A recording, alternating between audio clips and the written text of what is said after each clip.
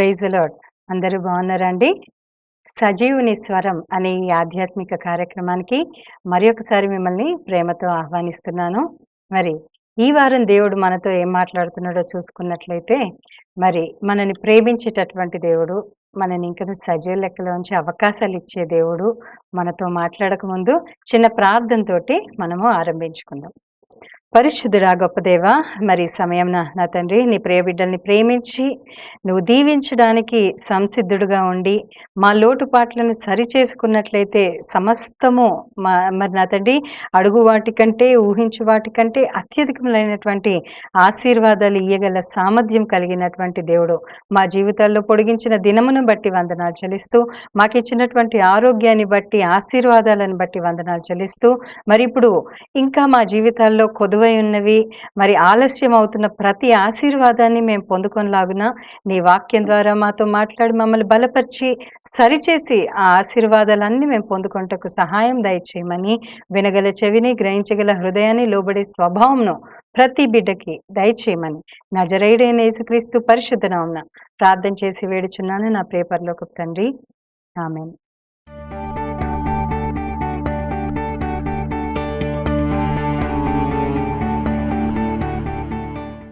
మరి ఈ వారం చూసుకున్నట్లయితే దేవుడు మనతో మాట్లాడుతున్నటువంటి మాటలు ఎంతో జీవం కలిగినవి, అట్ ద సేమ్ టైమ్ మనని ఎంకరేజ్ చేస్తూ ఉంటాయి కదండి.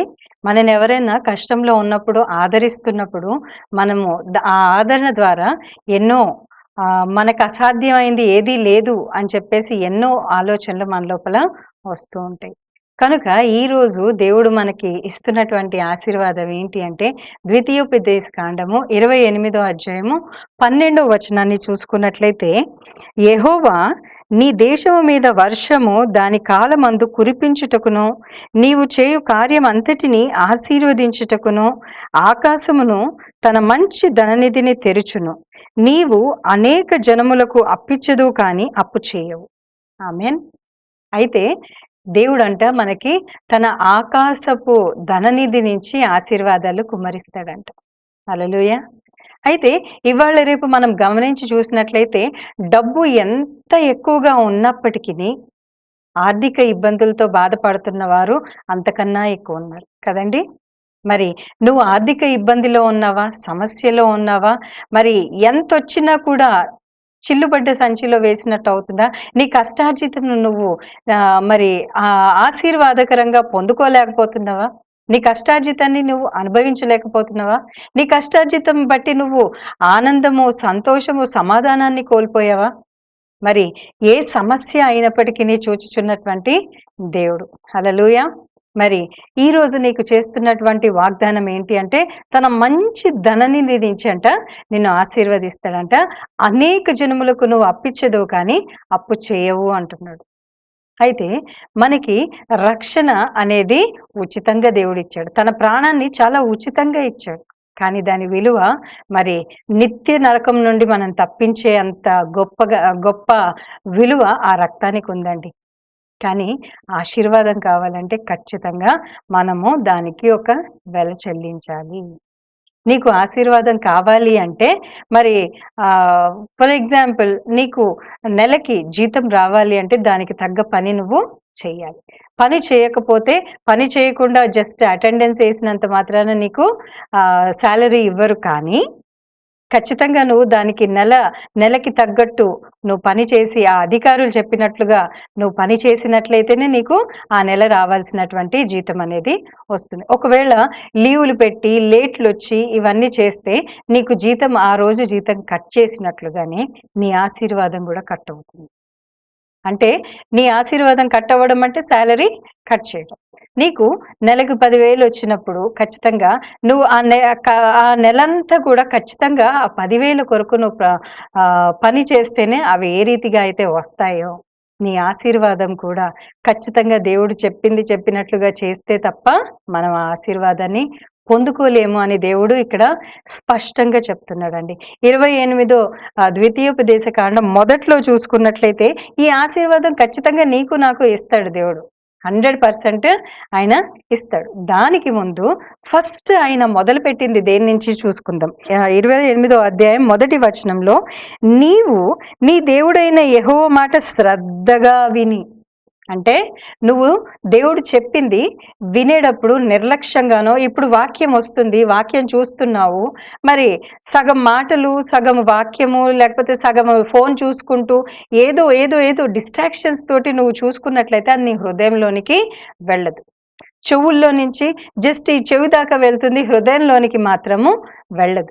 హృదయంలోనికి వెళ్తే అది పని చేస్తుంది. కనుక ఇక్కడ ఏమంటున్నాడంటే శ్రద్ధగా వినడం.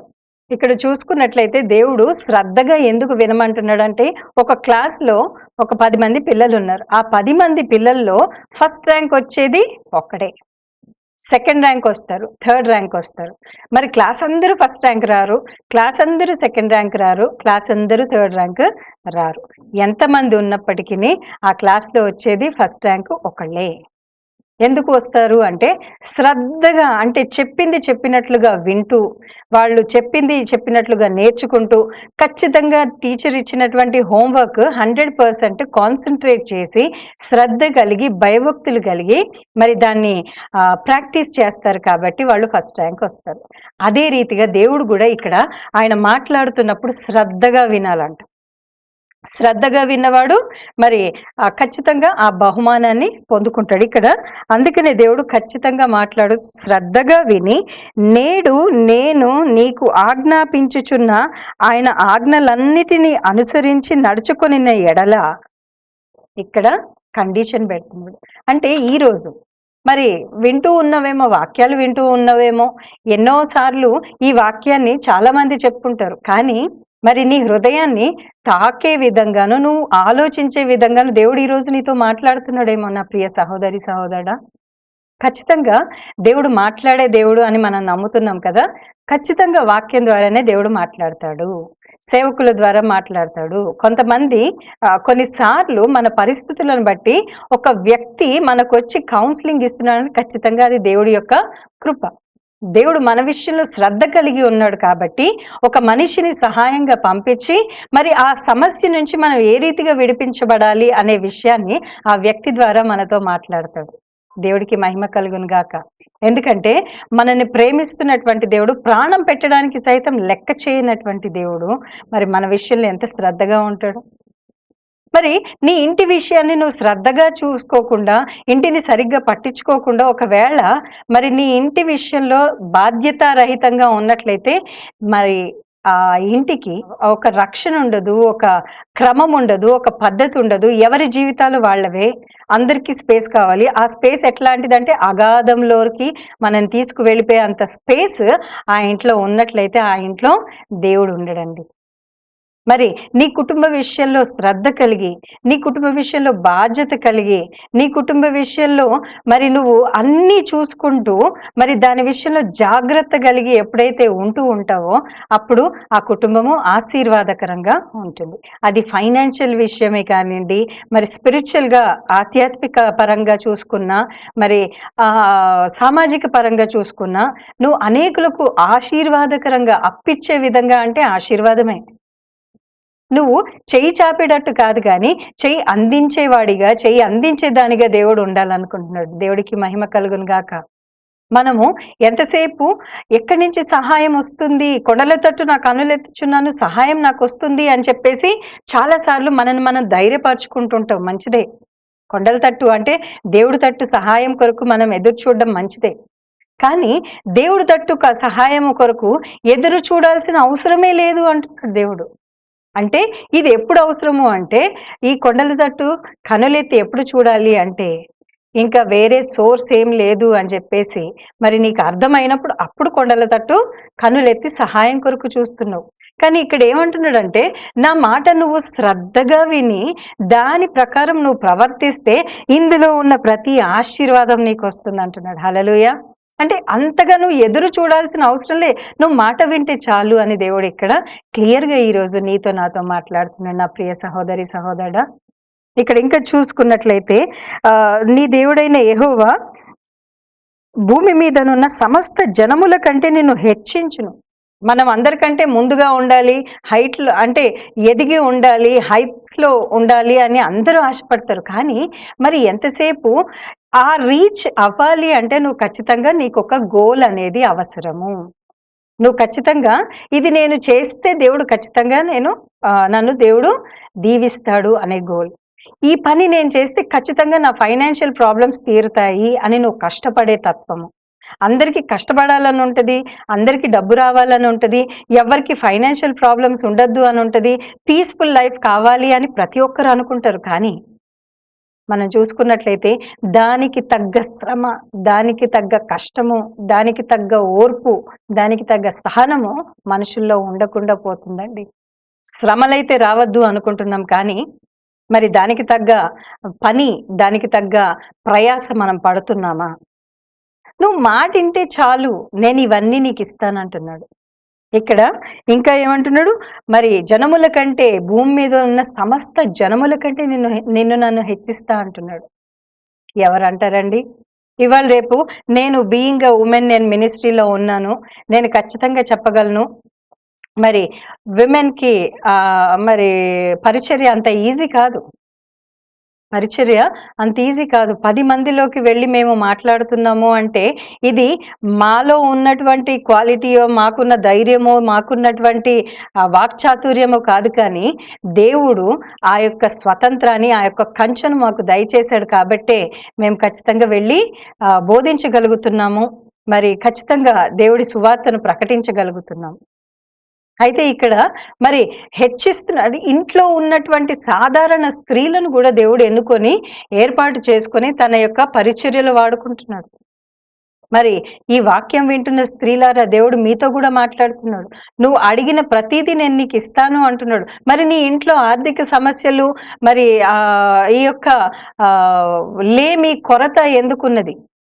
ఒకవేళ నీకు అత్యాస, లేదా మరి అనవసరమైన ఆడంబరాల, లేకపోతే అనవసరమైనటువంటి ప్లీజింగ్, అంటే పక్కనోడు మనల్ని బట్టి సంతోషించాలి, వాళ్ళకి మనము మన యొక్క ఆతిథ్యాన్ని 100% ఇవ్వాలి. వద్దు, నువ్వు ప్రేమించు, నీ ఇంట్లో ఉన్నదే పెట్టు, అంతేకాని ఎవరినో సంతోష పెట్టడానికి నువ్వు అప్పుల పాలు కావద్దు. ఇటువంటి పరిస్థితులను బట్టి నువ్వు అప్పు చేయాల్సినటువంటి పని వస్తుంది. అదే దేవుడి మాట విని ప్రార్థన చేస్తే నీకొచ్చిన చిన్న దాంట్లోనే దీవించబడతావు. నాకొచ్చేది చాలా తక్కువ అమౌంట్ ఉండేది ఒకప్పుడు. అయితే దాంట్లో నుంచి కూడా ఖచ్చితంగా 10వ భాగం దేవుడికి ఇవ్వడానికి నేర్చుకున్నాను. మరి ఇవాళ రేపు 10వ భాగం గురించి ఎవరన్నా మాట్లాడితే దానికో పెద్ద తప్పులు వెతికేసి డబ్బులు అడుక్కుంటున్నారు, అది ఇది అని మాట్లాడుతున్నారు కదా. నీకు దేవుడి విషయంలో, దేవుడు నీకు చేస్తున్న మేళ్ల విషయంలో కృతజ్ఞత కలిగి నువ్వు దేవుడికి ఇస్తే, నిన్నివ్వమని ఎవరు అడగట్లేదు.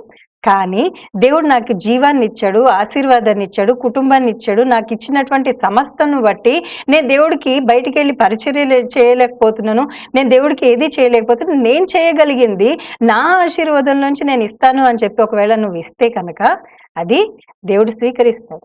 అంతేగాని ఖచ్చితంగా నువ్వు 10వ భాగం ఇవ్వాలి, అది రూల్ దేవుడు అన్నాడు. కానీ మరి ఇవాళ రేపు దాన్ని పాటిస్తున్న వాళ్ళు లేరు, చాలా తక్కువ మంది పాటిస్తున్నటువంటి వాళ్ళు ఉన్నారు. అంటే ఆయన చెప్పిన ఆజ్ఞ ఏంటి? నీ 10వ భాగంలో నీకు కలిగిన సమస్తంలో నుంచి 10వ భాగాన్ని తెచ్చి నన్ను మహిమపరచు అన్నాడు. సో దేవుడిని మహిమపరిచే విషయంలో నువ్వు కరెక్ట్గా ఉన్నట్లయితే, అది టైమే కానీ, అది నీకు ఇచ్చినటువంటి ఆశీర్వాదమే కానీ, నీకు ఇచ్చినటువంటి సమస్తము ఏదైనప్పటికీ 10వ భాగము దేవుడికి ఇచ్చినట్లయితే ఖచ్చితంగా దాంట్లో నువ్వు ఆశీర్వాదం పొందుకుంటావు. ఇది ఓన్లీ ఫైనాన్షియల్ విషయం, డబ్బులు ఇవ్వమని ఎంకరేజ్ చేయట్లేదు, కానీ మీ సమయాన్ని ఇవ్వండి. మీ జీవితంలో మరి దేవుడికి సమయం లేకుండా నువ్వు ఉత్త ఆఫరింగ్ వేస్తే సరిపోదు. నువ్వు కావాలి, నువ్వు ఇచ్చే డబ్బులు కాదు. మరి ఆకాశంను, మరి భూమిని సృష్టించినటువంటి దేవుడు, బంగారు వీధుల్లో నడిపించే దేవుడికి ఏం తక్కువ లేదు అక్కడ. నువ్వు నేను చనిపోతే దేవుడి చిత్తమై మనం పరలోకానికి వెళ్తే మాత్రం ఖచ్చితంగా నువ్వు నేను బంగారు వీధుల్లో తిరుగుతాం. మనం ఇచ్చే ఆఫరింగ్తో దేవుడు బతకట్లేదు, లేకపోతే మరి పాస్టర్లు బతకట్లేదు. కానీ నీ కృతజ్ఞత దేవుడి విషయంలో, దేవుడి మాట విషయంలో, దేవుడు ఇచ్చినటువంటి ఆజ్ఞల విషయంలో శ్రద్ధ కలిగి నువ్వు ఉన్నట్లయితే నువ్వు పొందుకునే ఆశీర్వాదము చాలా ఎక్కువండి. అదే చెప్తున్నాడు ఇక్కడ. సమస్తమైనటువంటి జనముల కంటే నిన్ను హెచ్చిస్తా అంటున్నాడు. హెచ్చించడము అంటే పక్కనోడికి ఆశీర్వాదకరంగా ఉండడమే. నువ్వు నా మాట వింటే నీకు నువ్వు ఆశీర్వాదకరంగా ఉంటావు, నీ కుటుంబానికి ఆశీర్వాదకరంగా ఉంటావు, నీకు నీ చుట్టుప్రక్కల వాడికి ఆశీర్వాదకరంగా ఉంటావు అని దానికి అర్థం. ఇంకా చూసుకున్నట్లయితే ఇక్కడ ఖచ్చితంగా దేవుడు మాట్లాడుతున్నటువంటి మాట ఏంటంటే, నీవు నీ దేవుడైన యెహోవా మాట వినిన ఎడల, అంటే ఇక్కడ ఖచ్చితంగా దేవుడు చెప్తుంది ఏంటంటే, నువ్వు మాట వింటేనే ఈ ఆశీర్వాదం నీకు వస్తుంది. మాట వినకపోతే ఆశీర్వాదం అనేది మరి రాదు అని నేను చెప్పలేను. ఎందుకంటే దేవుడు దయామయుడు, కరుణమయుడు, ప్రేమ కలిగినటువంటి దేవుడు. తన బిడ్డలు ఏడుస్తుంటే పట్టించుకోకుండా విడిచిపెట్టే దేవుడు కాదు కాబట్టి ఆయన సహాయం చేస్తాడు. కానీ సహాయం మాత్రమే అందుతుంది, కానీ నువ్వు ఆశీర్వాదకరంగా ఉండలేవు. ఏ రోజు అవసరతలు ఆ రోజు వరకే తీరుతాయి, కానీ నీ ఆశీర్వాదము నీ ఇంట్లో నిలవలేనటువంటి పరిస్థితి ఎందుకు వస్తుంది? ఇక్కడ ఆయన మాట శ్రద్ధగా విని, అంటే యెహోవా మాటలు వినిన ఎడల ఈ దీవెనలన్నీ నీ మీదికి వచ్చి ప్రాప్తించును. నీ మీదికి ఆటోమేటిక్గా వస్తాయి. నువ్వు దాని గురించి ఎదురు చూడక్కర్లే, ఎవరినో అడుక్కోవక్కర్లే, లేకపోతే ఎవరిస్తారా అని ఎదురు చూడాల్సిన అవసరం లేదు. కానీ ఈ దీవెన నీ మీదకి రావాలి అంటే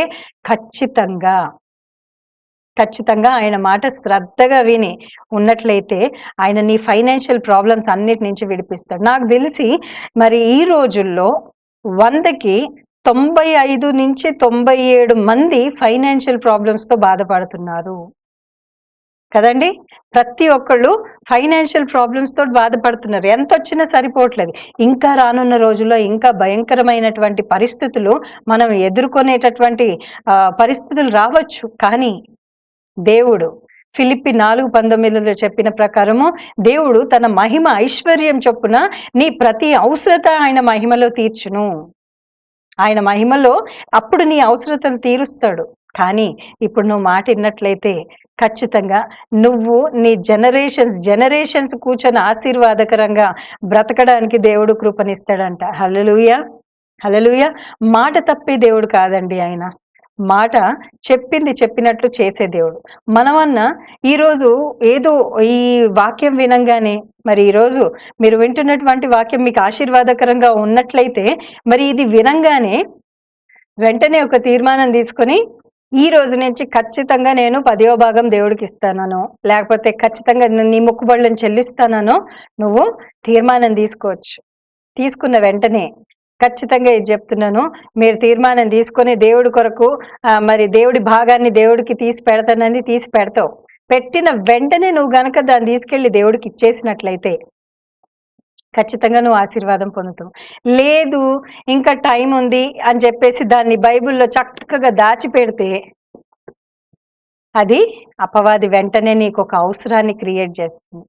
కరెంటు బిల్లు కట్టకపోతే కరెంటు కట్ చేస్తాడు, వాటర్ బిల్లు కట్టకపోతే వాటర్ రాడు, నువ్వు కూరగాయలు కొనుక్కోకపోతే నీకు ఆహారం ఉండదు, నువ్వు ఫోన్ బిల్లు కట్టకపోతే నువ్వు ఫోన్ వాడుకోలే. ఇవన్నీ నిత్య అవసరాలు. నీ బిడ్డలకు ఫీజు కట్టకపోతే స్కూల్కి వెళ్ళడానికి ఉండదు.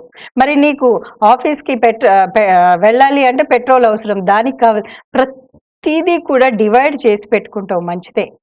మరి ఇవన్నీ కూడా ఖచ్చితంగా దాని టైంకి ఇంటి రెంట్ కట్టాలి, దాని టైంకి అన్నీ చేసేస్తూ ఉంటావు, మంచిదే. దేవుడు దీవించిన దాంట్లో నుంచి ఇవన్నీ చేసుకొస్తున్నావు. మరి దేవుడికి ఇవ్వాల్సినటువంటి 10వ భాగాన్ని తీసి బైబిల్లో పెట్టి జాగ్రత్తగా పెడతారు కొంతమంది. నేను ఒకప్పుడు మరి ఎవరిదో నేనేం చెప్పనండి, ఎందుకంటే నా పర్సనల్ టెస్టిమనీసే, నా పర్సనల్ ఇవే కొన్ని చెప్తూ ఉంటాను.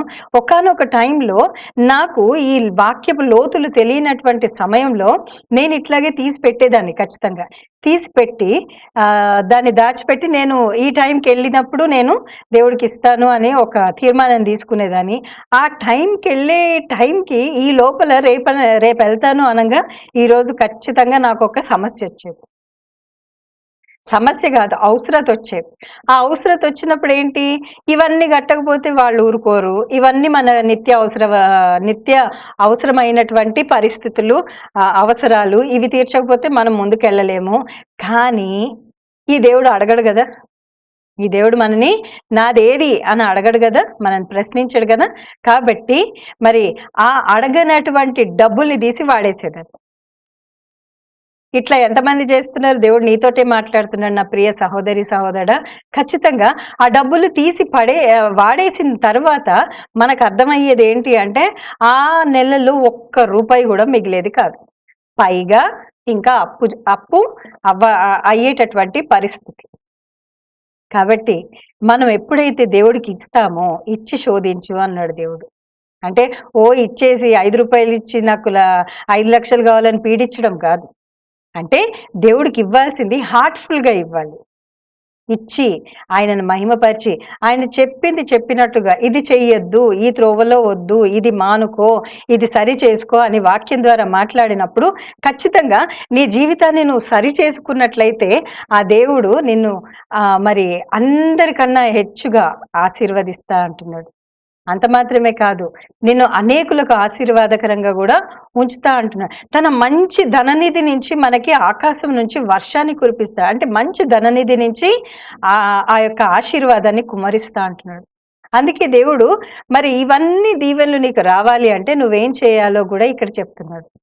దేవుడికి మహిమ కలుగును గాక. అంటే తను మనని ఎంతగా ప్రేమిస్తున్నాడంటే, మనం ఎక్కడెక్కడైతే ల్యాక్ అవుతున్నామో విశ్వాసంలో కానివ్వండి, మరి దేవుడి విషయంలో కానివ్వండి, లేకపోతే మన ఆలోచన విధానం కానివ్వండి, లేకపోతే మన అనుసరణ ఏదైతే అనుసరిస్తూ మన ప్రవర్తన మన జీవితం ఉందో దాంట్లో కానివ్వండి, ఏదైనప్పటికీ దేవుడు చూస్తూ ఉన్నాడు. కాబట్టి మనం దీవించబడాలి. ఇప్పుడు ఆర్థిక ఇబ్బందుల్లో ఉన్న వాళ్ళు ఎందరో నాకు ఫోన్ చేసి, అమ్మ ప్రార్థన చేయండి, మా పరిస్థితి ఇంత భయంకరంగా ఉంది అని ప్రార్థన సహాయాన్ని కోరుతాడు. మరి అత్యాశ, అనవసరమైనటువంటి ఆడంబరాలు, అనవసరమైనటువంటి ఖర్చులు, మరి దేవుడు నిన్ను దీవించి నీకు ఎంత కావాలో అంత ఇస్తాడు. ఆలోచించి చూడండి, మీరు లెక్కేసుకోండి. ఖచ్చితంగా మీరు కూర్చొని మీకు వచ్చే జీతము మామూలుగా అయితే మీకు వచ్చే జీతాన్ని మీరు లెక్కేసుకోండి, దీనికింత దీనికింత దీనికింత అని లెక్కేసుకొని మరి మీ అప్పులది లేకపోతే ఇంట్రెస్ట్లు కట్టేది వీటిని పక్కన పెట్టండి. కానీ మీకు వచ్చే ఆ కొంచెంలో మీ రెంట్ ఎంత, మీ ఇది కౌన్సిలింగ్ లాగా చెప్తున్నాను, మీరు అర్థం చేసుకోండి. మీ రెంట్ ఎంత, మీ ఖర్చులు ఎంత, నెలకి ఎంత అవుతున్నది, మీకు ఎంత మిగులుతుంది అనేది ఒక్కసారి చూసుకున్నట్లయితే మీకు మిగులు ఎంతగానో ఉంటుంది. కానీ అనవసరమైనటువంటి దేవుడు చెప్పినట్లుగా కాకుండా మన సొంత ఆలోచనలు, సొంత ఇష్టాలతోటి ఈ సమస్యలను కొని తెచ్చుకున్నటువంటి నీతో దేవుడు మాట్లాడుతుంది ఏంటి అంటే, నీకు వచ్చిన దానికంటే కూడా అప్పులు కట్టడానికి, మరి ఇంట్రెస్ట్లు కట్టడానికి ఇంకో అప్పు చేయాల్సినటువంటి పరిస్థితి ఎందుకు వచ్చింది అంటే, ఆయన మాట శ్రద్ధగా వినడం మానేసావు. ఆయన చెప్పింది చెప్పినట్లు చేయడం మానేసి నీ సొంత ఆలోచనలు నీకు వ్యక్తం అయ్యేంత వరకు నీ ఆలోచనల ప్రకారం నువ్వు నడిచావు కాబట్టే ఈ సమస్యలు నీ మీదకి వస్తున్నాయి. అందుకే నేను ప్రేమిస్తున్నటువంటి దేవుడు ఈరోజు ఏమంటున్నాడంటే, తిరిగి నా దగ్గర రా, నేను మాట చెప్తున్నాను, నేను చెప్తున్నటువంటి మాట శ్రద్ధగా విన్నట్లయితే ఈ ఆశీర్వాదం నీ మీద వస్తుంది, నీకు వచ్చి ప్రాప్తిస్తాయంట. ఇక్కడ క్లియర్గా అంటున్నాడు కదా. మరి ఈ దీవెనలన్నీ నీ మీదికి వచ్చి నీకు ప్రాప్తించును, నీ మీదికి వచ్చి ప్రాప్తిస్తాయి అని ఆ దేవుడు చెప్తున్నాడు. ఏది కూడా దేవుడు చెప్పింది నిరర్ధకంగా ఆయన యుద్ధకు తిరిగి వెళ్ళదండి. ఈ ఆశీర్వాదం నీకోసమే నా ప్రియ సహోదరి సహోదరా. కనుక ఈ ఆశీర్వాదాన్ని నిశ్చయంగా నువ్వు పొందుకొనులాగున దేవుడు చెప్పిన ప్రకారం 12వ వచనం ప్రకారం దీని మీద చేయిపెట్టు. నువ్వు వింటున్న నీతోటి దేవుడు మాట్లాడుతున్నాడు. మరి ద్వితీయోపదేశ కాండం 28వ అధ్యాయం 12వ వచనం మీద చెయ్యి ఉంచి ప్రార్థన చేసి దేవుణ్ణి అడుగు, యెహోవా నీ దేశము మీద వర్షము దాని కాలమందు కురిపించుటకు, నీవు చేయు కార్యములన్నిటినీ ఆశీర్వదించుటకును, ఆకాశమును తన మంచి ధననిధిని తెరుచును, నీవు అనేక జనములకు అప్పిచ్చదు కానీ అప్పు చేయవు అని ఈరోజు నువ్వు నాతో మాట్లాడావు కదా ప్రభా.